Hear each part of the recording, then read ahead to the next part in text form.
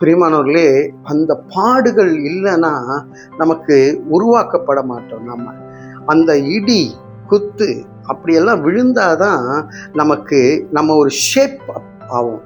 இல்லைன்னா அந்த ஷேப்பே இல்லாம ஓடிக்கொண்டே இருப்போம்.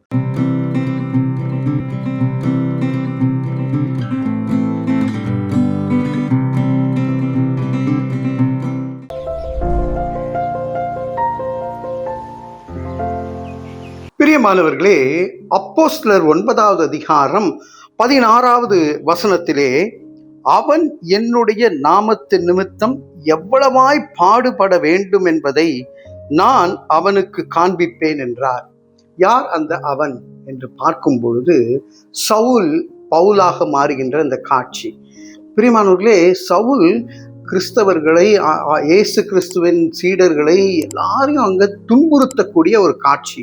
அந்த இடத்துல அவன் எல்லாரையும் அடித்து விரட்டி துன்புறுத்தி கொண்டு இருக்கும் பொழுது தமஸ்குவுக்கு செல்லுகின்ற வழியிலே இயேசு அவனை சந்திக்கின்றார். அவன் கண்கள் மூடப்படுகின்றது, செதில்களைப் போல மறைகின்றது.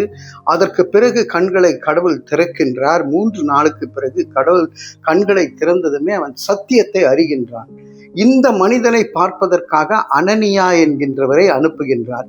அனனியா அங்கே செல்ல பயப்படுகிறார். ஐயோ, சவுலிடத்திலேயா, அவரு நம்மளை அடிச்சு கொன்றுவாரே என்று சொல்லி அங்க போக தயங்கும் பொழுது இவர் சொல்லுகின்ற வசனம்தான், இயேசு கிறிஸ்து சொல்லுகின்ற வசனம்தான், அவன் என்னுடைய நாமத்தின் நிமித்தம் எவ்வளவாய் பாடுபட வேண்டும் என்பதை நான் காண்பிப்பேன் என்று சொல்லுகிறார். அவர் தெரிந்து கொண்ட பாத்திரமாக பவுலை மாற்றுகின்றார், சவுலை பவுலாக மாற்றுகின்றார். அதற்கு பிறகு வல்லமையாய் ஊழியம் செய்கின்றார். பிரியமானவர்களே, கடவுள் சில நேரங்களிலே பாடுகளுக்குள்ளாக நம்மை கொண்டு செல்லுகின்றது ஒரு நோக்கத்தோடு கூட. இப்போ நான் பாடுபட்ட பாடுகளை தான் மற்றவங்க பாடுபடும் பொழுது நான் உணர்ந்து கொள்வேன்.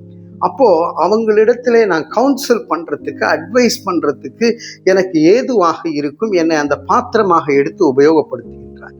பிரியமானவர்களே, அந்த பாடுகள் இல்லைன்னா நமக்கு உருவாக்கப்பட மாட்டோம். அந்த இடி குத்து அப்படியெல்லாம் விழுந்தாதான் நமக்கு நம்ம ஒரு ஷேப் ஆகும். இல்லைன்னா அந்த ஷேப்பே இல்லாம ஓடிக்கொண்டே இருப்போம். ஆண்டவருக்கு உகந்த பாத்திரமாக மாற்றுவதற்காகத்தான் இன்றைக்கு நீங்க அந்த பாடுகளுக்குள்ளாக கடந்து செல்லுகின்றீர்கள். அந்த பாடு மாறி போகும் பொழுது கர்த்தருக்கு மகிமையாக நீங்க எப்படி ஒரு புடமிடப்பட்ட பொன் எப்படி மின்னுகின்றதோ, எப்படி தீட்டப்பட்ட வைரம் ஜொலிக்கின்றதோ, அப்படி நாம புடமிடப்பட்டு தீட்டப்பட்டு மகிழ்ச்சியோடு, சந்தோஷத்தோடு, மகிமையோடு கர்த்தருக்காக ஜீவிப்போம். ஆகவே பாடுகளை பார்த்து பயப்பட வேண்டாம். பாடுகள் நம்மை உருவாக்கி கொண்டிருக்கின்றது, உருவை மாற்றி கொண்டிருக்கின்றது.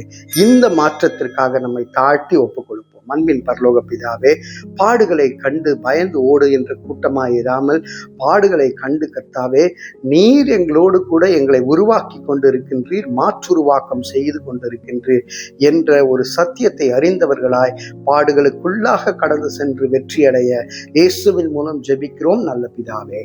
ஆமேன், ஆமேன்.